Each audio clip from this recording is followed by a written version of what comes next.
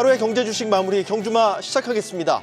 하루 만에 매수 주체로 돌아온 외국인 덕에 코스피 코스닥 양시장 모두 어제의 낙폭을 어느 정도는 회복했습니다. 주인공은 변함없이 반도체였고요. AI 시대 전력 수요가 급증할 것이라는 전망 속에 전력 장비, 전력 인프라 기업들도 오늘 또 이른바 라이징 스타로 주목을 받았던 하루였습니다. 오늘 여러분들과 이야기 나눠볼 거리들이 참 많습니다. 목요일 경주마에 강력한 세 분들이 준비하고 계십니다. 어서 나오십시오. 안녕하십니까? 네, 반갑습니다. 이권희 대표님은 오늘 경주마 처음 출연해 주셨습니다. 오늘 많은 인사이트를 좀 나눠주셨으면 좋겠습니다. 오늘 시장을 어떻게 보셨는지 이권희 대표님께 먼저 질문을 좀 드리겠습니다. 그러니까 뭐 마이크론 올라서 우리나라 반도체도 올랐다. 뭐 이 정도가 가장 큰 답인 것 같고요. 외국인들이 다행히 매도세에서 매수세로 전환됐다라는 부분, 그다음에 어제 미국 시장이 이제 안도했던 부분이 뭐였냐면 금리가 그래도 좀 파월이 좀 진정하는 발언을 했죠. 뭐 지표를 보고 할 거다. 뭐 이제 금리 인하를 뭐 이제 몇 번 한다 이런 얘기는 안 했습니다. 그러니까 그런 얘기를 하면서 다시 이제 월가에서는 아직도 뭐 2번이냐, 뭐 7월이냐, 6월이냐 뭐 싸움은 많이 있지만 그래도 조금 이제 진정되는 과정이고요. 제가 볼 때는 6월에 인하를 하든 7월에 인하를 하든 인하는 할 텐데 문제는 시기나 뭐 횟수의 문제일 텐데 이런 부분들을 받아들이고 있는 과정이라고 보시면 될 것 같고요. 그러면서 이제 10년물 국채 금리가 튀었다가 또 다시 좀 내려오는 모습, 4.4%대 후반까지 올라갔다 내려오면서 좀 외국인들의 심리가 괜찮아졌다. 그래서 오늘 또 어제 또 마침 또 뭐 미국의 마이크론 테크놀로지 주가가 또 4% 이상 올랐죠. 그러면서 이제 우리나라 오늘 하이닉스 반도체, 하이닉스라든지 삼성전자가 다시 좀 랠리를 보였고 또 이제 현대차, 기아도 오랜만에 반등을 좀 크게 해주면서 그리고 또 금융주들도 많이 올라왔습니다. 그래서 지수 자체를 조금 더 받쳐주는 그런 종목들이 좀 많이 올랐다는 부분이 긍정적으로 보고 있고요. 코스닥은 오히려 좀 많이 안 좋았죠. 시총 상위 종목들이 뭐 바이오라든지 2차 전지가 안 좋았기 때문에 내일은 또 이제 또 거꾸로 뭐 코스닥이 좀 더 올라오고 2차 뭐 코스피가 좀 쉬는 그런 시장이 또 될 수도 있지 않겠나 개인적으로 그렇게 생각하고 있습니다. 네. 그 말씀하셨던 대로 이제 미국 금리 인하 기대감에 설왕설래하는 부분들을 지금 받아들이고 있다라고 말씀을 해주셨어요, 임 대표님. 금리 인하에 대한 불확실성이 어느 정도 시장에서 소화가 된 오늘 모습이었어요. 소화를 지금 하고 있는 것 같고요. 6월에 뭐 금리 인하 안 하더라도 시장은 크게 실망을 안 할 것 같습니다. 아, 그래요? 안 할 것 같아요. 그러니까 반도체 업황이 너무 로맨틱하잖아요. 둔감해진 거예요? 그냥 이미 컨센서스화 되고 있다고 보시면 돼요. 6월 금리 인하보다는 6월 이후에 금리 인하할 가능성이 높기 때문에 6월에 금리 인하 안 하더라도 실망하지 말자. 이런 식의 어떤 투심이 형성되어 있는 것 같습니다. 제가 볼 때는. 근데 반도체 업황 너무 좋잖아요. 그러니까 지금 뭐 K 반도체의 우주의 기운이 지금 쏠리고 있다라고 저는 판단을 내리고 있습니다. 지금 뭐 좀 이따 뭐 다룰 주제긴 하지만 뭐 TSMC 그 생산 라인 일부 라인이 좀 가동이 좀 안 됐잖아요. 지진 때문에. 물론 그 지진이 동부에서 발생이 됐고 뭐 TSMC 주요 생산 기지는 서부에 있어서 생산 능력에 큰 어떤 파괴는 없었지만 그래도 일부 반도체 생산량이 좀 약간 좀 축소될 수 있는 상황이고 그리고 그 TSMC의 고객사가 삼성 파운드리에 좀 위탁 생산을 맡겨야 되지 않을까 이런 생각을 할 수 있을 것 같아요. 이런 지진이 있었기 때문에. 그래서 삼성의 파운드리 사업 부분에 대한 미래 가치도 이제 슬슬 이제 부각이 될 수 있는 상황이라고 보고 있습니다. 삼성전자가 지금 파운드리 사업 부분 적자거든요. 근데 하반기 때 흑자 전환 기대감도 있고 그리고 메이저 고객사를 추가적으로 확보할 수 있는 그런 스토리도 부각될 수 있고요. 그래서 삼성전자와 SK하이닉스가 주도하는 장세가 당분간 지속될 것 같아요. 그래서 저는 4월 증시를 되게 낭만적으로 보고 있습니다. 낭만적으로? 낙관적이 아니라 낭만적으로까지? 아주 그냥 낭만적으로 올라갈 것 같아요. 우주의 기운이 지금 우리 K반도체로 쏠리고 있다라고 아주 강력하게 이야기를 해주신 임종혁 대표님이셨고 이상로 대표님께도 의견을 구할 거는 사실 이제 요즘에 수급상으로 보면 주체는 외국인이었는데 어제 좀 팔았단 말이죠. 그래서 방향성이 바뀐 건 아닌 것 같은데 오늘 또 돌아왔습니다. 네, 뭐 지금 현재 외국인들에 대한 매수가 다시 한 번 더 이 반도체 업종에 집중되는 그런 양상들이 좀 나타났습니다. 그러면서 또 특징적으로 좀 봐야 되는 것은 현재 외국인들은 이 반도체 업종에 대한 집중적인 투자를 하고 있는 상황이지만 기관은 현재 저가 매수에 대한 부분에서 상당 순환매가 또 돌아가고 있는 그런 상황들이거든요. 그럼 우리가 뭐 전력 설비라든지 또는 최근에 올랐던 뭐 엔터나 또는 화장품 관련된 기업들을 보시면 수급적인 부분에서 기관에 대한 수급이 상당 부분 붙고 있다라는 부분입니다. 그 말인즉슨 전반적인 시장에 대한 우호적인 투자 심리가 현재는 작용을 하고 있는 상황이라고 좀 봐야 될 것 같고, 네. 다만 현재 미국 같은 경우는 아직까지 금리에 대한 방향성이 정확하게는 정해지지 않은 상황이기 때문에 상승에 대한 폭도 일부는 좀 제한되지 않을까라는 부분으로 저는 좀 해석을 하고 있습니다. 네. 그래서 지금 현재는 작은 박스권에 대한 움직임들을 좀 더 보이는 그런 모습들이 나타날 수 있는데, 대신 오늘 좀 더 특징적으로 좀 봐야 되는 것도 밸류 프로그램 관련된 기업들, 우리가 흔히 얘기하는 저 PBR 관련된 기업들이 움직였다는 부분이죠. 그러면 이제 자동차라든지 또는 금융주들에 대한 반등이 이루어졌는데, 여기에 대한 또 수급 주체는 또 기관에 대한 매수세였거든요. 그래서 총선전 하나에 대한 또다시 한 번 더 주가 부양을 위한 뭔가에 대한 이런 드라마틱한 정책적인 발표도 저는 가능할 수 있다. 그런 부분을 좀 해석을 한번 해봤습니다. 뭐 코리아 밸류업에 대한 확정안, 네. 정부안이 나오는 거는 이달 아니면 다음 달 말 정도로 지금 예상이 되고 있어서 우리 시장에 어떻게 보면 추가 재료의 어떤 모멘텀을 제공할 수 있다라고 보고 계시는 거고, 지금 미국에서 고용보고서 발표가 남았지 않습니까, 이 대표님? 네. 그러면 고용보고서가 만약에 예상치보다 더 많은 비농업 부문의 고용 수치가 나온다면 예. 이건 금리나 기대감은 확실히 꺾이는 건 아닌가, 의심의 여지 없이 말이죠. 그렇죠. 이렇게 볼 수 있는 거 알겠습니까? 그렇습니다. 지금 뭐 미국이 고용도 너무 좋고 지금 뭐 경제도 너무 좋고, 근데 긴축을 하는 상황인데 다른 나라들은 지금 다 안 좋죠. 유럽도 뭐 사실은 거의 박살이 났고, 근데 지금 문제는 뭐 독일도 지금 사상 최대의 적자를 지금 내고 있는 상황인데 우리나라도 안 좋죠. 제조업이 좀 비중이 높은 나라들은 안 좋은데 미국이 지금 전 세계 제조업을 끌어다니고 있는 상황에서 고용이 나쁠 수 없다라고 보고 있고요. 네. 또 코로나 국면에서 또 이제 많은 이제 조기 은퇴자들이 나왔는데 그분들이 다시 복귀를 안 하고 서비스 쪽도 여전히 지금 또 아직도 인원이 부족하다라고 얘기가 좀 나오고 있고, 네. 지금 미국 가서 뭐 식사 한번 하시려면 팁을 엄청 줘야 된다 뭐 이런 얘기도 좀 있는데, 그 정도로 지금 이제 사람들이 이제 귀하다, 사람이 귀한 상황이고, 제조업을 많이 포기했던 미국이 다시 제조업을 끌어다니고 있죠. 이제 뭐 SK 하이닉스조차도 지금 이쪽에다 지금 미국에다 공장을 짓는다고 하고 있는데, 그러면 결국에 이게 지금 약간 뭐 이율 배반적인 형태로 물가가 내려가길 바라는데, 문제는 물가가 내려가려면 고용도 안 좋아야 되고요. 약간 네. 좀 고용이 불어져야 되고, 그다음에 유가도 좀 떨어지고 해야 되는데, 지금 또 이스라엘이 사고를 쳐서 유가도 올라가고 있죠. 네. 그러면 이 부분이 또 이란과의 분쟁이 또 가속화되거나 문제가 뭐 이란에서 또 액션을 취하게 되면 또 한 번 이제 유가가 뭐 90불 가까이 뛴다든지 하는 이벤트가 발생하면 사실은 금리 인상은 하반기 이후로 미뤄진다라는 거 보는 게 네. 맞다라고 생각하고 있습니다. 그래서 뭐 고용 보고서에 따라서 지금 뭐 일시적으로 흔들릴 수는 있는데, 아까 이제 임 대표님이 아주 좋은 말씀해 주셨는데, 반도체가 성장주가 돼버리는 바람에 그래도 거기에서 버텨주고 있기 때문에 미국 시장도 생각보다 견조하다. 그러니까 보면 엔비디아 굉장히 뭐 900불 갔으니까 비싸 이렇게 얘기하지만 조정이 잘 세게 안 나오죠. 세게는 안 나오죠. 안 나오죠. 네. 마이크로는 조정이 나오지 않고 그냥 계속합니다. 그러면 삼성전자, 하이닉스 당연히 가야 될 수밖에 없는 상황이다라고 보시면 될 것 같고요. 그래서 이제 이게 어디에서 밸런스를 잡을지를 좀 지켜보는 게 지금 그러니까 시장에 참여하시는 분들은 조금 중점을 두고 보셔야 될 것 같고, 지금 봐야 되는 지표는 유가와 그다음에 미국의 10년물 국채 금리 정도를 보시는 게 시장에서 좀 대응하시기 좀 편하시지 않겠나 생각합니다. 지금 뭐 WTI 국제유가는 WTI가 85달러, 브렌트유는 89달러까지 올라왔으니까요.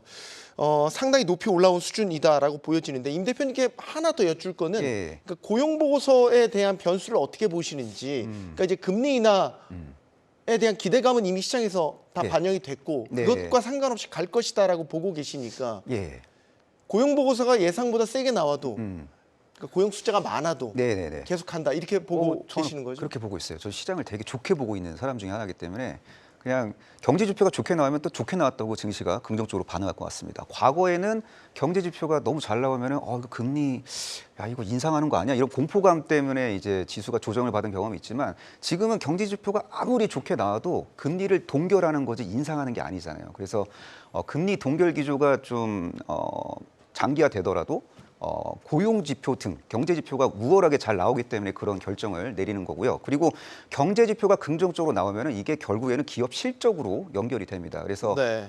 미국 주요 기업들의 실적 컨디션이 장기적으로 이제 양호하게 이제 작용할 가능성이 상당히 높다고 보고 있습니다. 그리고 연준이 금리 인하 카드를 적극적으로 만지작거리기가 힘든 이유가 물가 때문에 그렇습니다. 일단 국제 유가가 최근에 좀 V자 반등 그림이 전개되고 있는데 국제 유가가 왜 올라가는지 한번 정리해 볼 필요가 있어요. 첫 번째는 일단 중동 지정학적 리스크가 확대되고 있고요. 그리고 우크라이나가 이제 드론을 통해 갖고 러시아 주요 정유시설을 지금 타격을 하는 모습들이 최근에 이제 포착이 되기도 했고요. 네. 그러니까 그리고 오펙의 감산 기조는 최소 2분기까지 이제 유지가 될 가능성이 매우 높습니다. 근데 여기에 미국이 경기가 너무 좋아서 원유 수요가 이제 증가할 수 있고요. 또 중국도 전년 대비 경기가 좋아질 수 있는 상황이 이제 마련되고 있기 때문에 원유 수요는 이제 증가할 수 있고, 그리고 이러한 환경 속에서 유가가 높은 수준을 유지하고 추가적으로 상승할 수 있는 트리거가 있는 상황에서 물가가 잡히긴 좀 쉽지 않잖아요. 네. 그래서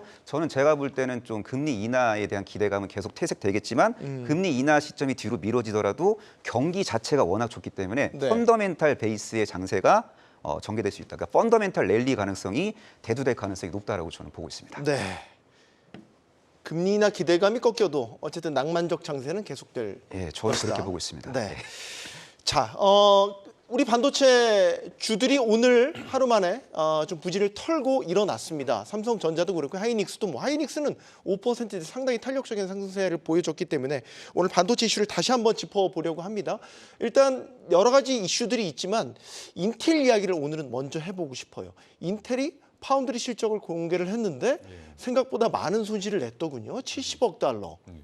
이렇게 많이 냈는데 어떻게 2위로 올라선 거죠? 그 의문도 들기는 하는데 물론 사업부 실적 그 개편 자체를 한 것도 효과가 있었다고 봐야 되겠죠?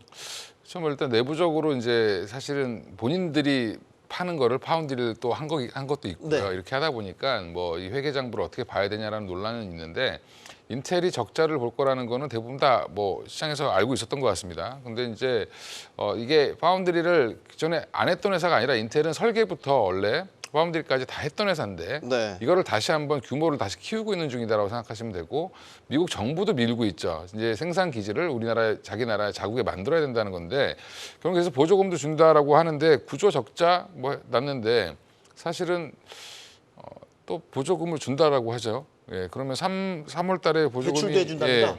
85억 달러 보조금 준다는데 그러면 이제 계산상 딱 계산해 보면 70억 달러 적자 났는데 85억 달러 들어오면 흑자죠. 네, 그러네요. 예. 자동 흑자네요. 예, 그러니까 이제 인텔 입장에서도 거기에 맞춰서 조금 이렇게 좀 만진 게 아닌가, 분식을 한 게 아닌가 이런 생각도 들긴 하는데 왜냐하면 이게 내부 거래가 워낙 많기 때문에 그런데 사실은 뭐 그렇진 않았겠지만 지금 최대 보조금이 한 85억 달러까지 받는다라고 하면 그러면 내년에도 받을 거고 내후년에도 받을 건데 미국 정부가 아쉽지 사실은 인텔이 아쉬운 게 아니거든요. 그러면 인텔 입장에서는 일감은 더 들어올 거고 그다음에 파운드리는 전 세계에서 TSMC, 인텔, 삼성전자만 하는데 그러면 이 세 회사가 어차피 나눠 가져야 되는 시장에서 네. 인텔을 지금 정부는 더 밀어줄 수밖에 없는 상황이죠. 네. 그러면 인텔 입장에서는 이 사업을 안 할 이유가 없다. 적자가 난다고 안 한다는 거는 말이 안 되는 거고 그러면 그 적자를 메워준다는 거죠. 버스 회사를 운영하는데 버스에서 적자 났는데 나라에서 다 보조금으로 다 메꿔주고 플러스 연한 7% 수익을 내게 해준다라고 하면 안 하시겠습니까? 안 할 이유가 없죠. 예, 그러니까 이제 이것도 똑같은 논리라고 보시면 될 것 같고요. 인텔은 파운드리 사업을 아마 지금보다 더 키우면 키웠지 줄이진 않을 걸로 보고 있고 오히려 이제 이게 우리나라 삼성전자의 역할을 뺏어갈까 봐 저는 사실은 좀 두렵지. 뭐 삼성전자 그만큼 이제 파운드리 시장이 커지기 때문에 그걸 우리도 수혜를 받을 거다라고 생각을 하고 있지만 이 부분이 또 이제 강력한 적이 하나 더 등장을 하는 거죠. 정확히 네. 얘기하면. 그 부분이 더 우리는 더 투자의 관점으로 좀 보셔야 된다. 뭐 인텔도 적자 났네. 쟤네 여전히 뭐 삼성전자 따라오려면 멀었어. 이렇게 생각하시면 안 되고 인텔은 반도체에 종사하는 사람들은 최고가 인텔이라고 생각했었습니다. 한 10년 전만 해도. CPU 시대를 주름잡았던 인텔이었는데요. 설계부터 제조까지 다 할 수 있는 유일한 회사였고요. 네. 근데 사실 엔비디아가 지금 엄청 잘 나가지만 엔비디아의 창업주도 AMD에서 일하다가 뭐 또 이제 텍사스 인스트루먼트에서 일하다가 이렇게 했던 분인데 젠슨왕 씨도 그분도 아마 예전에는 인텔 들어가고 싶었을 겁니다. 예. 네, 그건 뇌피셜이신 네, 거죠? 뇌피셜입니다. 네, 예. 뇌피셜이니까. 그러니까 이제 반도체 업계에 있는 분들 얘기 들어보면 뭐 인텔 뭐 그다음에 이런 쪽은 어차피 전설이다라고 얘기를 하는데 네. 그 전설이 퇴색됐어라고 이제 이렇게 폄하할 수도 있지만 사실은 힘 안 써서 그렇지 힘 쓰면 또 잘 드라이브 걸면 잘할 수 있다. 지금 삼성전자가 하이닉스한테 HBM 졌다고 해서 삼성전자를 무시하는 사람은 우리나라 사람은 아무도 없죠. 전 세계도 그렇고. 네. 예, 그거랑 똑같다고 생각하시면 될 것 같습니다. 네. 뭐 상대적으로 보면 파운드리에서 이게 이익을 내는 게 쉽지 않구나. 정말 어렵구나. 천하의 인텔도 70억 달러라는 막대한 적자를 냈는데 TSMC가 정말 대단하구나. 이런 생각도 들었어요. 한편으로는 말이죠. 네. 그 우리가 사실 그 과거에 스냅드래곤이라는 이제 모바일 AP를 TSMC에 똑같은 물량을 주고 네. 삼성에도 물량을 줬지만 결국에는 성능의 차이가 상당히 났습니다. TSMC에서 만들었던 것이 훨씬 더 성능이 우월하게 나타났고 그 다음부터는 이제 뭐 지금 애플이라든지 스냅드래곤에 대한 물량들이 대부분 다 TSMC 쪽으로 들어가고 있는 그런 상황들인데 여기서 우리가 봐야 되는 것이 그만큼 이 TSMC 안에 TSMC가 하고 있는 수율에 대한 부분 자체가 상당히 부각받을 수밖에 없다라는 부분이거든요. 네. 현재 인텔에 대한 부분을 미국에서는 상당 부분 지원을 함에도 불구하고 현재 이렇게 적자가 남에도 불구하고 현재 상당한 투자가 이루어지고 있다는 것은 지금 당장에 이 인텔에 대한 실적이 좋아질 거라고 보는 부분이 아니라는 부분입니다. 앞으로에 대한 기대감으로 인해서 인텔도 꾸준하게 이런 이 파운드리 시장에 대한 확대 가능성을 저는 높게 보는 입장인 거고 과거에도 보면 우리가 지금 보면 이제 모더나와 그리고 또 한 가지 그 코로나 때 백신 만들었던 회사가 화이자가 있었지 않습니까? 네. 근데 미국 내에서는 이 모더나를 전략적으로 일부러 키웠다는 말도 있었습니다. 네. 왜냐하면 이 화이자에 대한 이런 독과점적인 점유율을 막기 위해서 일부러 미국 정부에서 키웠다는 말들도 많았었는데 그것과 마찬가지로 현재 인텔 같은 경우에도 미국에 전략적으로 일부러 이 파운드리 시장을 다시 한번 점유율을 올리기 위한 그런 수단이 아닌가 그렇게 좀 봐야 될 것 같고 그리고 이것을 우리 현재 시장과 좀 대입해서 보면 같은 파운드리라도 이렇게 차이가 날 수밖에 없는 것이 바로 수요율에 대한 부분이 가장 크게 작용을 하는 부분이거든요. 그러면 현재 시장이 반도체 관련된 기업들 안에서도 난잡하게 움직이는 것 같지만 거기에서도 강하게 움직이는 종목군들은 이런 수요율을 개선시킬 수 있는 장비 업체들이 좋은 모습을 보입니다. 네. 그러면 대표적인 기업으로 오늘 크게 급등을 하면서 신고가를 보였던 것이 이오테크닉스라는 기업인데 이 이오테크닉스 같은 경우에 삼성전자의 또 레이저 어닐링 장비를 납품하는 기업이거든요. 이 레이저 어닐링 장비라는 것도 결국 수요를 개선시킬 수 있는 장비라는 거죠. 그래서 우리 시청자분들도 이런 반도체 관련된 기업들 궁금해하시는 분들 많으실 것 같습니다. 네. 그런 기업들을 판단하실 때도 이렇게 수요를 좀 더 개선시킬 수 있는 고가 장비들 위주로 좀 더 보신다면 우리가 투자에 좀 도움이 되지 않겠나라는 말씀까지 함께 드리겠습니다. 네. 그런 정말 막강한 TSMC가 어쨌든 지금 대만에서 일어난 강진으로 인해서 여러 가지 복구 작업 중에 있습니다. 이거에 따른 글로벌 반도체 공급망에 미칠 여파, 더 나아가서 뭐 다른 우리 삼성도 포함이 되겠죠. 삼성 하이닉스에 미칠 여파, 한국 반도체 소부장 업체들에게 미칠 여파 여러 분석들이 나오고 있습니다. 임 대표님께도 이 질문을 드리고 싶은데 네. 오늘 한미 반도체가 네. 좀 조정을 받았어요. 네. 이번 TSMC 이슈와 같이 연결지어 생각해 본다면 네. 어떤 해석이 가능하겠습니까?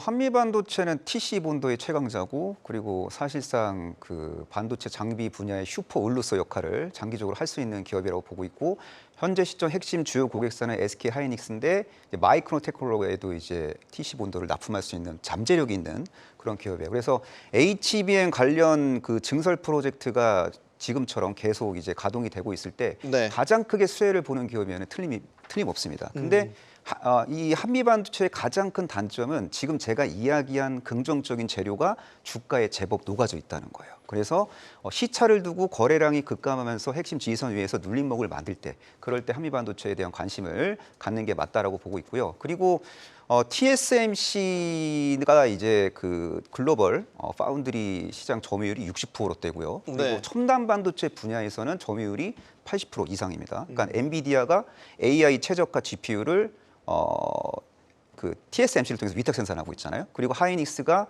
HBM을 TSMC에 이제 납품을 하면은 그걸 묶어갖고 같이 붙여갖고 AI 가속기라고 하죠. AI 네. 반도체 패키지. 그래서 AI 가속기를 엔비디아에 공급한 다음에 엔비디아가 이제 고객사에게 이제 파는 그런 구조라고 보면 되는데 이 시스템은 아주 견조하고 지속적으로 유지가 될 수 있고요. 그리고 TSMC가 생각보다 크게 타격을 저는 안 받았다고 보고 있습니다. 아까도 말씀드렸지만 TSMC의 그 핵심 설비는 거의 대부분 서부에 있어요.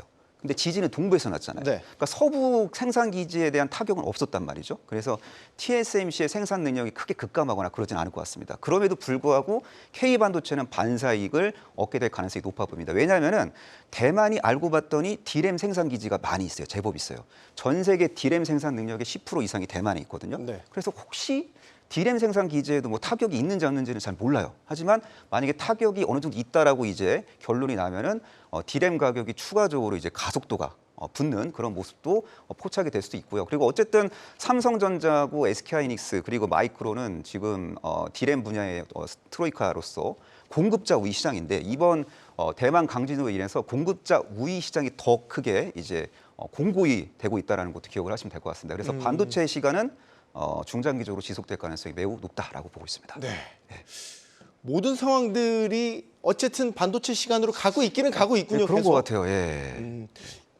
이 대표님 어떻게 보시는지. 그러니까 대만 강진 사태가 어쨌든 TSMC의 직접적인 피해는 일으키지 않은 것으로 보고 있지만 어쨌든 일정 부분은 지체되고 좀 보완해야 될 부분이 있기 때문에 이번 대만 강진을 계기로 일어나게 될 공급망의 변화 중장기적으로 봤었을 때 우리에게 득이 될까요? 실이 될까요? 그러니까 이제 대만이 마지막 질문부터 말씀을 드리면 대만이 계속 지진이 나고 이렇게 문제가 계속되면 우리한테 안 좋겠죠.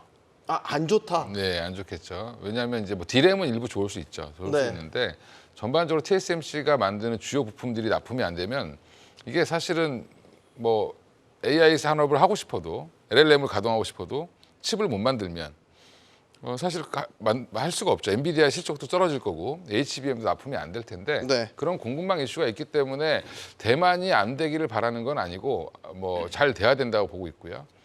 아까 이제 임준혁 대표님 말씀하신 것처럼 D램 관련돼서 일부 이제 거기 마이크론 공장도 있고 하다 보니까 네. 당연히 이제 D램의 생산 차질이 생기거나 점검만 하더라도 사실은 이게 24시간 돌아가던 공장이 딱 중간에 멈추면 이게 몇천억씩 손해가 납니다. 네. 그러면 이제 이런 것들이 그럼 가격을 안 그래도 지금 뭐 재고가 많은데 이런 것들을 해소해야 되는 상황인데 최근에 마이크론 주가가 급등했던 이유, 실적이 좋았던 이유 보면 D램이 잘 팔렸거든요. 생각보다. 근데 생각 잘 팔렸는데 이 와중에 지금 이 사업까지 더 떨어졌으니까 가격은 더 올라가겠죠. 그래서 네. 뭐 SK하이닉스, 마이크론 모두 다 지금 가격 협상을 중단한다라고 지금 얘기를 했는데 그만큼 이제 돈을 더 받을 수 있겠구나라고 지금 기업들은 생각을 하고 있는 거고 그게 이제 오늘 시장에 좀 일부 반영이 됐다라고 생각하고 있고요. 그 D램이 그러면 왜 갑자기 잘 팔렸을까? 미국과 중국이 싸우니까 중국이 지금 엄청나게 사재기를 하고 있습니다. 네. 그러면 이런 부분들이 중국에서 끌어당기는 이제 뭐 랜드나든지 뭐 D램을 계속 사들이고 있기 때문에 이런 부분들이 언제까지 이어질지 모르겠지만 당분간은 유지될 가능성이 높다라고 보고 있고 그런 부분들은 여전히 반도체의 또 긍정적인 요소죠. 아까 낭만적이라고 말씀하셨는데 네. 예, 낭만적이죠. 아주 좋은 상황으로 가고 있습니다. 근데 한미 반도체는 왜 빠졌냐? HBM 잘 나가고 SK하이닉스 올라가는데 한미 반도체 왜 빠졌지? 오늘 HPSP도 빠졌고요. 뭐 프로텍은 뭐 개인 다른 이유 때문에 빠지긴 했지만 지금 보면 오늘 빠졌던 장비주들은 대부분 다 TSMC 향으로 납품을 하고 있는 회사들입니다. 그럼 우려가 반영이 된 거네요. 예, 우려 반영된 거고요. 네. 지금 한미 반도체가 지금은 SK하이닉스만 보이시지만 원래 한미 반도체는 돈을 어디서 벌었냐면 ASE라든지 암코라든지 엠코라든지 이런 그 글로벌 오사트 업체라고 그러죠. 글로벌 파운드리 업체들한테 글로벌 이제 후공정 업체들한테 돈을 벌었는데 그 회사들이 다 물량을 어디서 받냐면 TSMC에서 받습니다. 그러니까 그렇게 먹이사들이 연결이 예, 되겠군요. 그래서 AS 이 후공정 업체를 키운 것도 어떻게 보면 TSMC고 그러니까 후공정 업체들도 대만에 많이 있기 때문에 이런 부분들이 사실은 한미 반도체에 영향을 줬다라고 보시면 될 것 같고요. 대만 지진 때문에 한미 반도체 오늘 조금 밀린 거다. 그리고 또 주가도 많이 올랐으니까 네. 조정을 받았다라고 생각하시면 되고요. HPSP도 대만 매출 비중이 30%입니다. TSMC 양이. 그런 종목들은 좀 빠졌죠. 예, 당연히 이제 그렇게 나올 수밖에 없다라고 보시면 되고요. 이게 이상이 없다라고 하면 그 종목들도 다시 갈 거로 좀 생각을 하고 있습니다. 네. 여러 측면에서 저희가 따져볼 필요는 분명히 있어 보이는데 요즘에 뭐 시장을 견인하고 있는 뭐 종목 중에서도 반도체 그 중에서도 뭐 단연 삼성전자, 하이닉스 단연 관심들이 많이 있으세요. 저희 댓글창에서도 뭐 삼성전자 25년 적정가 15만 원이라고 생각한다라는 의견도 주셨고 정말 10만 원을 넘어서 그 이상으로 가기 위해서 여러 조건들에 대해서 저희가 많이 이야기를 했지 않습니까? 그 중에 하나가 파운드리가 되겠고 파운드리 1위 TSMC가 어쨌든 강진이라는 예상하지 못한 변수를 만났고 그럼 이건 어떤 역학관계를 갖고 주가를 만들어 갈 것이냐. 임 대표님께도 의견 구합니다. 일단은 지금 현재 그 8만 5천 원짜리가 사실 상당히 오랜만에 올라온 자리입니다. 네. 우리가 삼성전자가 역대 고점을 보면 9만 6천 원대까지에 대한 주가 상승이 이루어져 있던 것이 2021년도였는데 사실 그것은 그날 당일날 갑작스럽게 이제 급등이 나오면서 윗꼬리가 좀 달렸던 부분이고 사실 8만 5천 원짜리도 역대 고가 권역이라고 우리가 볼 수 있다라는 거죠. 그만큼 이제 8만 원 이상에 대한 가격대는 상당한 고가 권역이라고 봐야 될 것 같은데 과거에도 주가적인 삼성전자에 대한 추이를 한번 보시면 우선 이제 갤럭시가 처음으로 출시가 되면서 그 전까지 햅틱 시리즈가 나오다가 갤럭시로 스마트폰이 등장을 하면서 주가가 한번 크게 밸류업이 되었던 부분이 존재를 하고 그다음에 한 번 더 또 밸류업이 되었던 것이 이 스트리밍 시대가 도래를 하면서 삼성전자에 대한 주가 한 번 더 올라왔거든요. 그만큼 이제 D램에 대한 사용처가 크게 늘어났다는 거죠. 블랙박스에 들어가고 뭐 우리가 지금 보면 스마트폰에도 상당한 이제 D램에 대한 부분이 들어가면서 그리고 거기에 데이터 센터에 대한 부분도 상당히 지금 현재 글로벌적으로 커지는 그런 양상들이 나타났기 때문에 주가에 대한 밸류업이 이루어졌습니다. 그리고 거기에서 우리가 한 번 더 이 8만 5천 원, 9만 원대를 돌파하기 위해서 새로운 키워드가 등장하고 있는 것이 바로 이 파운드리라는 부분입니다. 그래서 네. 저는 이 8만 5천 원을 찍었다는 것 자체만으로도 삼성전자가 지금부터는 이 파운드리 시장에서에 대한 강세를 이루어낼 것이라는 그런 기대감들이 현재 8만 5천을 만든 거라고 보거든요.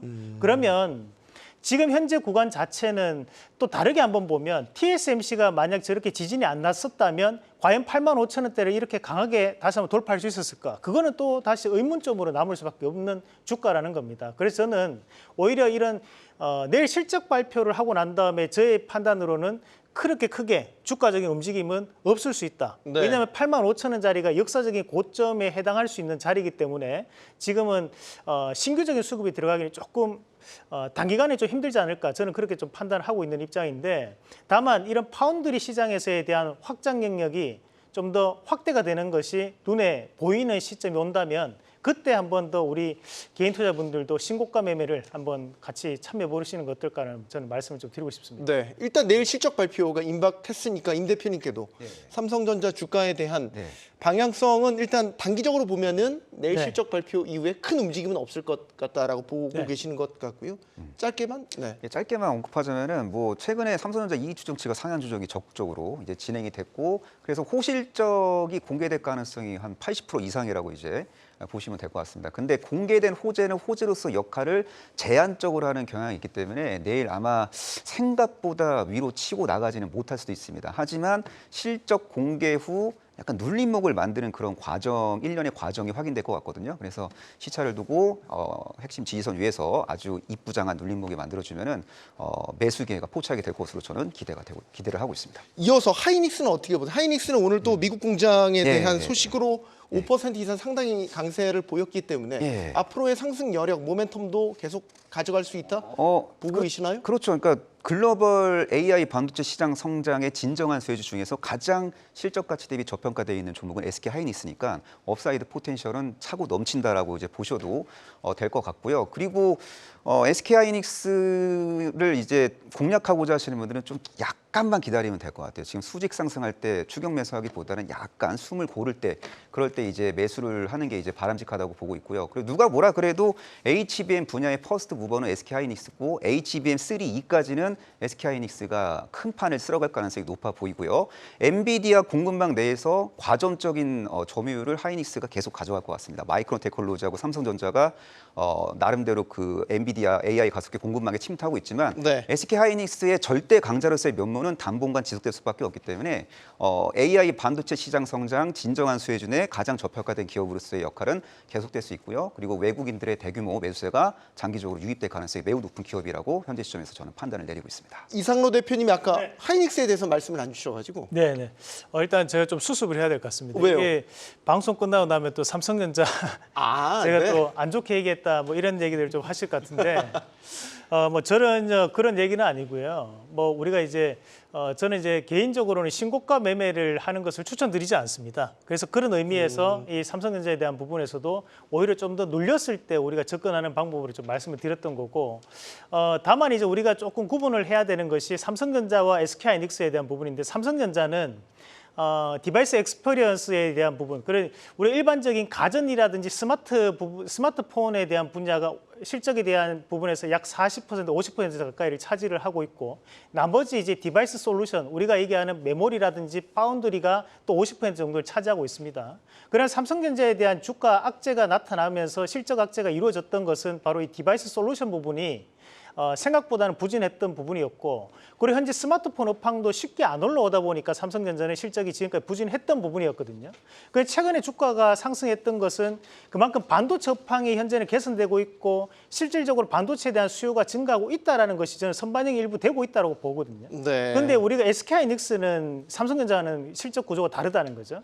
SK하이닉스 같은 경우에는 메모리 반도체에 대한 부분이 실적의 대부분을 차지합니다. 그 말인즉슨 만약 내일 삼성전자가 잠정 실적으로 메모리 부분에 상당히 좋은 실적을 기록을 한다면 오히려 SK하이닉스에 대해서는 상당 호재로 좀 나타날 가능성이 있다고 좀 봐야 될 것 같고 네. 마찬가지로 현재 시장에서 반도체 장비뿐만이 아니라 최근에는 소재 관련된 기업들이 상당한 상승을 보이거든요. 네. 그 말인즉슨 소재는 결국 수요가 증가를 해야지만 실적이 좋아집니다. 현재는 이 소재 분야에 대한 상승이 나타나는 것들도 결국 삼성전자의 잠정 실적이 긍정적으로 발표될 수 있기 때문에 그에 따른 기대감이 미리 좀 더 선반영이 되는 그런 구간이 아닌가 그렇게 좀 추정을 해봤습니다. 네, 이건희 대표님, 저희가 방송 전에 나눴던 이야기를 꼭 이해를 하시죠. 지금 HBM의 TSMC의 죄송합니다, 엔비디아의 파트너는 뭐 하이닉스라는 건 저희가 다 알고 있는 거고 네. 이제 그 다음 버전 최근에 이제 젠슨 황 엔비디아 최고 경영자가 젠슨 어프루브드라는 말을 날렸으니까. 네. 그 아까 12단 적층 HBM3E에 대한 이게 지금 퀄 테스트를 받고 만약에 들어가게 될지 말지 그 여부가 지금 기로에 서 있는 것 아니겠습니까? 지금 상황을 어떻게 평가해야 되겠습니까? 그동안 3E도 그렇고 3E도 그렇고 계속 지금 뭐 사실은 못 들어갔죠, 엔비디아에. 네. 예, 왜 못 들어갔냐 하면 TSMC 때문에 못 들어갔다라고 보는 게 사실은 업계에서 또 그런 얘기가 나오고 있습니다. 삼성전자에서 뭐 TSMC가 어깃장을 놓은 건가요? 삼성.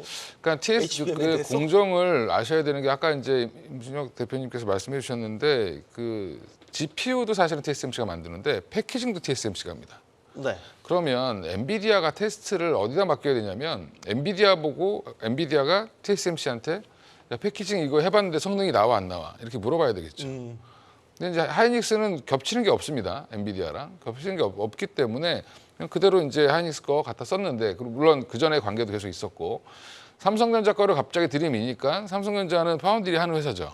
네, 그렇죠. 예, 파운드리 겹치죠? 하겠다고 지금 코로나 때부터 계속 얘기해서 주가 그때 9만 원까지 갔었습니다.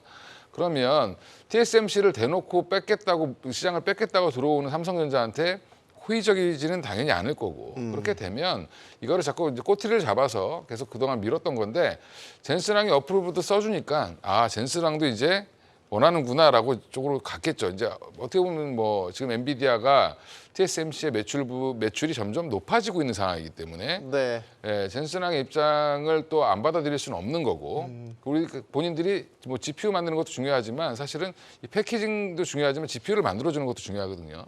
그러니까 이게 어쩔 수 없이 양분된다는 걸 안다라고 하면 지금 삼성을 왜 그러면 그 TSMC가 잡았냐라고 생각해 보시면, 그러니까 엔비디아가 손을 내밀었냐 하면 딴 데 가지 말고 우리가 물량을 줄 테니까 기다려 이런 거거든요. 네. 그러니까 삼성이 그러고 나서 외국인들이 막 급격하게 사는 이유가 HBM을 엔비디아랑 할 것 같아서가 아니라 HBM 말고도 그 뒤에 더 큰 걸 본 거죠.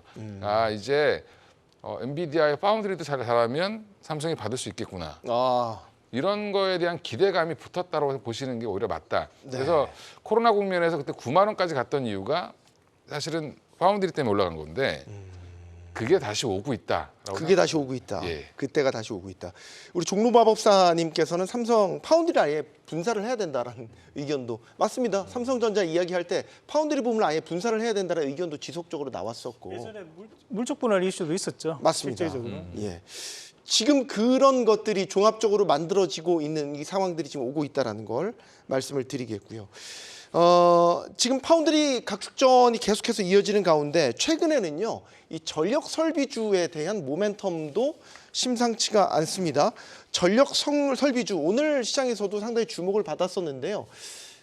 어떻게 보셨는지 일단 평가부터 들어보겠습니다.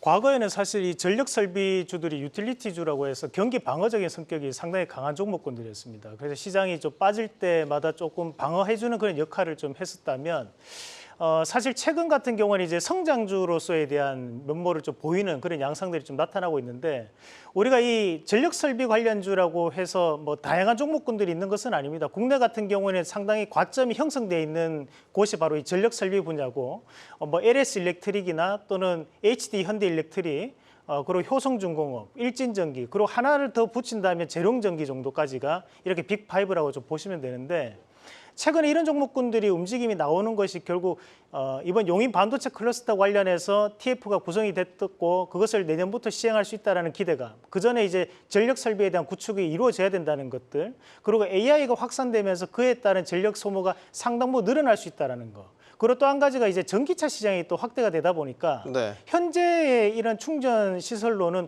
완속 충전밖에는 되지 않습니다. 결국 급속 충전을 하기 위해서는 이 설비 구조 자체를 다 뜯어 고쳐야 되는데 변압기를 바꿔야 되거든요. 그러나 이 변압기를 바꿀 수 있는 회사들이 또 그런 전력 설비 업체들이기 때문에 그에 따른 또 재평가가 현재 나타나고 있는 과정이 아닌가, 그렇게 좀 더 우리가 추정을 한번 해봐야 될 것 같고, 현재에 대한 상승세를 저는 좀 더 길게 보는 관점 중에 한 개가 네. 우리가 이 또 7월, 8월 달만 되면 또 블랙아웃에 대한 가능성이 또 다시 한번 언급될 수 있는 여름철이라서 네, 전력 맞습니다. 수요가 급증을 네. 하니까요. 그런 과정들이 또 나타날 수 있고 벌써 이제 뭐 4월 달만 돼도 뭐 겨울에 대한 그런 한기는 없어져 버리지 않습니까? 네. 그런 과정들을 본다면 이번 여름도 상당히 무더운 여름이 될 수 있다라는 뭐 그런 보도도 있는 부분을 감안했을 때 이런 상승세가 그때까지는 좀 더 이어갈 수 있는 그런 움직임이 나오지 않을까. 그리고 또 한 가지 더 붙인다면 지금 네.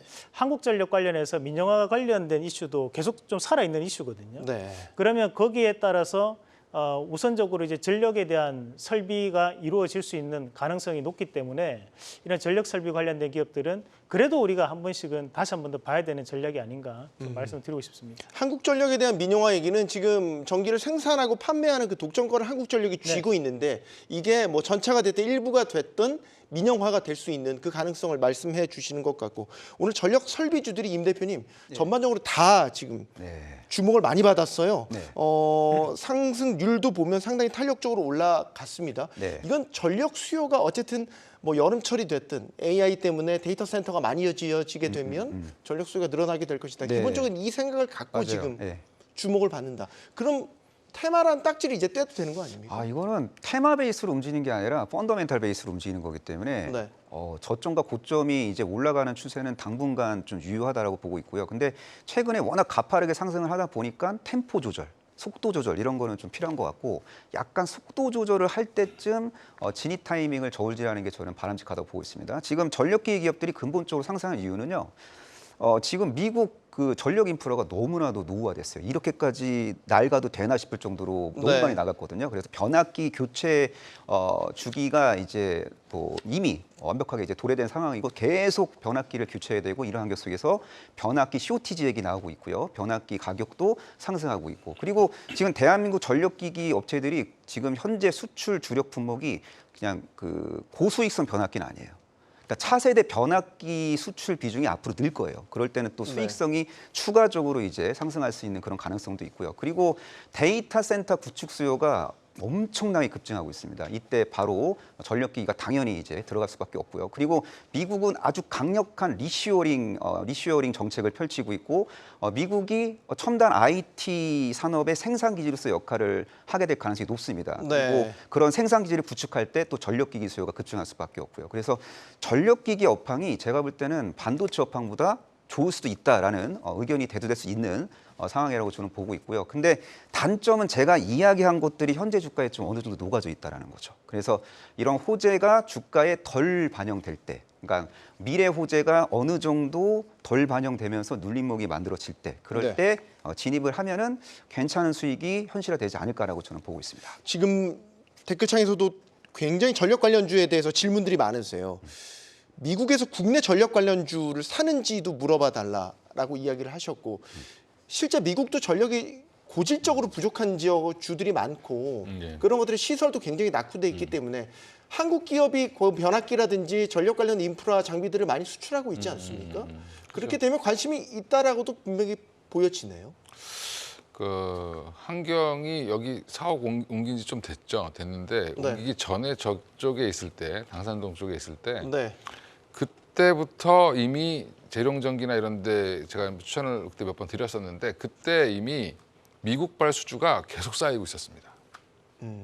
그 시기가 언제냐면 네. 바이든 대통령이 거의 당선한 무렵부터 시작해서 전력 설비 관련된 장비주들이 이제 변압기죠, 주로 중소형 변압기, 대형 변압기들이 계속 수주량이 늘어가고 있었는데 네. 그게 지금 계속 지금 이 정도면 되겠지라고 했는데 더 나오고 갑자기 또 이제 겨울 되니까 추워서 또 정전되고 뭐 노후화됐다 그러고 계속 바꾸고 하는데 이 수요가 계속 늘고 있는데 그만큼 미국도 지금 전기차가 정체되고 있는 것 중에 하나도 전기의 부족 이런 것도 얘기도 좀 나오고 있고요. 네. 그러니까 미국이 지금 56년 이후로 한 번도 짓지 않았던 원전도 다시 얘기가 나오고 있는 상황이고 그리고 지금 태양광 풍력 우리는 지금 뭐 남의 얘기처럼 들리지만 중국은 어마어마하게 태양광을 깔았고요.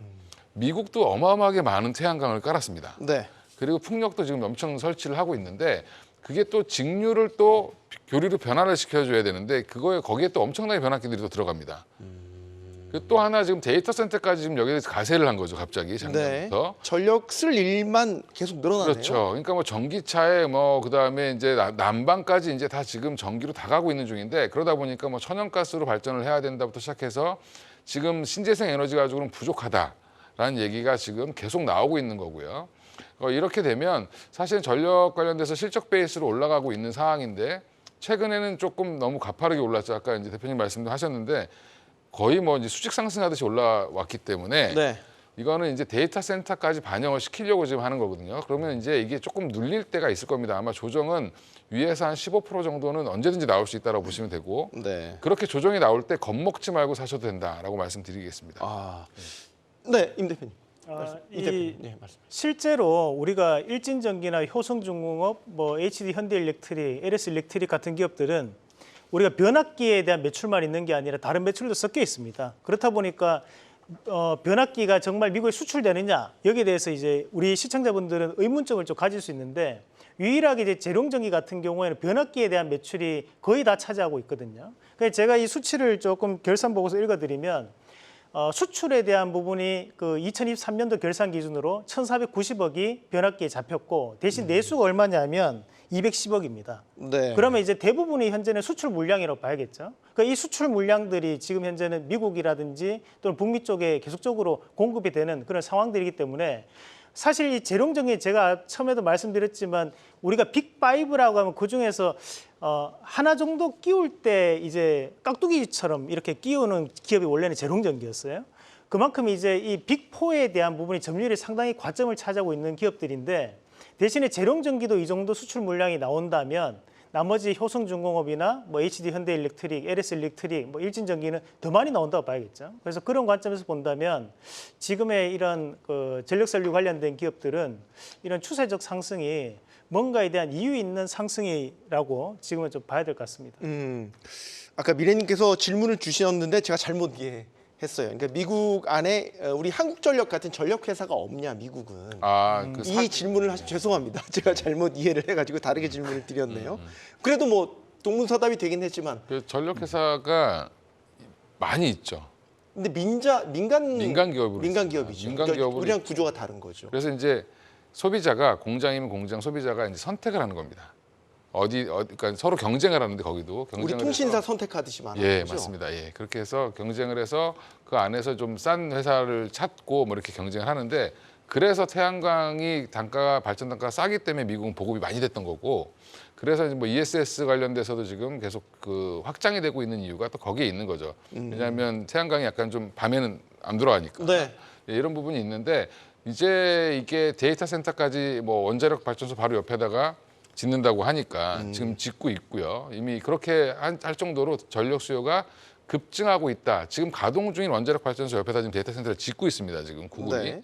아마존이 짓고 있는데 이런 부분들을 보면 그만큼 전력 수요가 급하다. 그리고 지금 빌 게이츠가 뭐 SMR 신청해놨는데 지금 허가를 안 해줘가지고 계속 기다리고 있죠.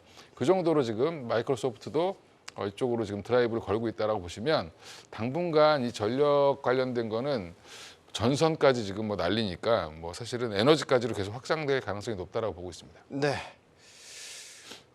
질문에 좀 답이 잘 되셨으면 하는 바람이고요. 네.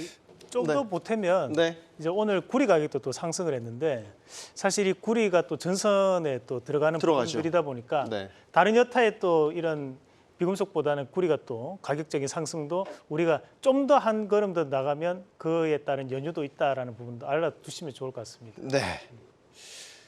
반도체도 뜨겁고, 네, 전력 관련주도 다 뜨거운데, 바이오주가 요즘에 조금 시들합니다. 뭐 HLB, 알테오젠, 삼천당 제약, 뭐 상당히 뜨거웠던 주가가 요즘에 조금 조정을 받고 있어서 이거를 임 대표님 네. 일시적인 조정이라고 보는 게 합리적이겠는지요?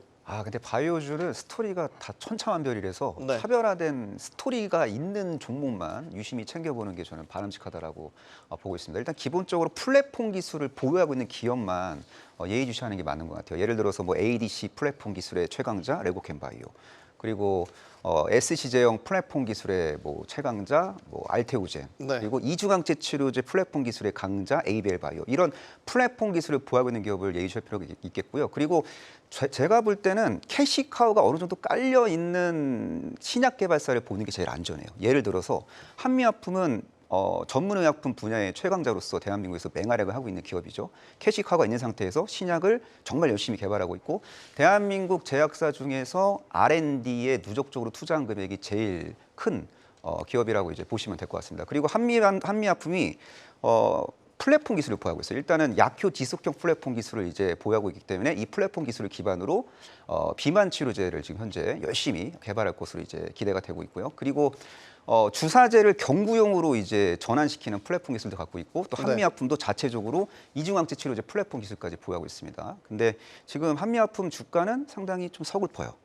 예, 급등한 것도 없고 그냥 서글퍼요. 네. 그래서 미래 호재가 현재 주가에 좀 반영이 안 되고 있는 것 같다라는 전 판단이 들거든요. 그래서 약간 좀 신약 개발 리스크가 크게 대두될 수 있는 그런 뭐 작은 중소형 바이오 벤처 기업보다는 플랫폼 기술을 기반으로 사업을 할 수 있는 기업, 특히 과거에 기술을 수출한 기업이 미래에도 기술 수출을 할 수 있습니다. 그래서 기술 수출 그 레퍼런스를 보유하고 있는 그런 기업들 중심으로만 관심을 가져야 바이오주로 성공 투자를 하게 될 가능성이 매우 높다라고 저는 보고 있습니다. 어쨌든 지금 바이오주는 미국 아마케 AACR이라는 빅 이벤트를 앞두고 있는 상황인 건데, 이런 상황에서 바이오주에 대한 트레이딩 전략이라고 한다면 어떻게 제시를 해주시겠습니까? 보로노이라는 기업이 있습니다. 네.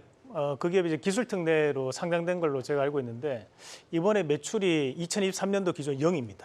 매출액이 0입니다.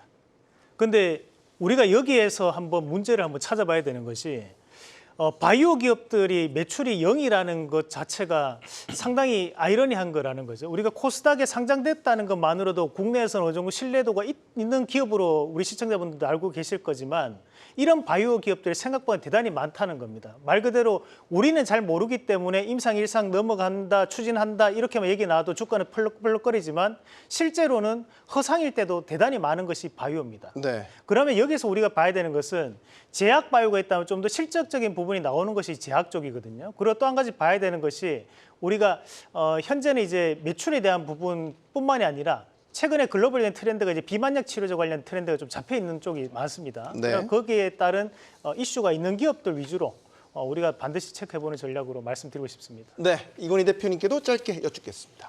예, 일단 뭐 아까 저는 임종혁 대표님이랑 좀 비슷한 의견인데, 플랫폼 갖고 있는 회사들 보셔야 되고요. 그리고 조금 더 하나 더 추가하면 근본 있는 회사를 보셔야 됩니다. 좀 역사 전통이 있고 그다음에 오랜 기간 동안 연구를 한 게 성과가 이제 기술 수출을 여러 군데 해놔야 하나가 약이 되죠. 그래서 이제 기술 수출도 많이 한 회사들 그게 이제 지금 수확을 하고 있는 게 알테오젠이라고 보고 있고요. 네. 뭐 HLB는 이제 별도로 간암 치료제, 1차 치료제 거기 뭐 위암부터 시작해서 계속 같은 물질로 하고 있는 건데 그건 이제 아마 이벤트 종료 시점까지는 여전히 모멘텀 살아 있을 걸로 보고 있고 지금 뭐 아마케 관련돼서는 뭐 ABL 바이오 정도가 조금 더 뭐 한번 뭐가 나오지 않겠나 이 정도 기대감이 있는데 이중항체에다가 ADC까지 붙여서 그동안 기술 수출을 좀 잘했던 회사고 기술력도 탄탄한 회사입니다. 그래서 가장 역사가 짧은 게 ABL 바이오라고 보는데 상장 기준으로 네. 그 회사 정도가 예, 딱 맞다. 뭐 이렇게 이 정도로 좀 압축해 보시면 좋을 것 같습니다. 네.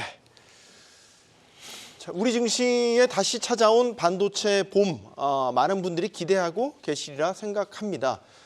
강진으로 가동을 멈춘 TSMC, 또 대규모 적자를 낸 인텔, 쏟아지는 천문학적인 반도체 보조금까지 글로벌 반도체 공급망에 항상 위기와 기회가 공존한다는 생각을 지울 수가 없는 요즘입니다. 자, 이런 가운데 K반도체 삼성전자가 내일 실적을 발표하죠.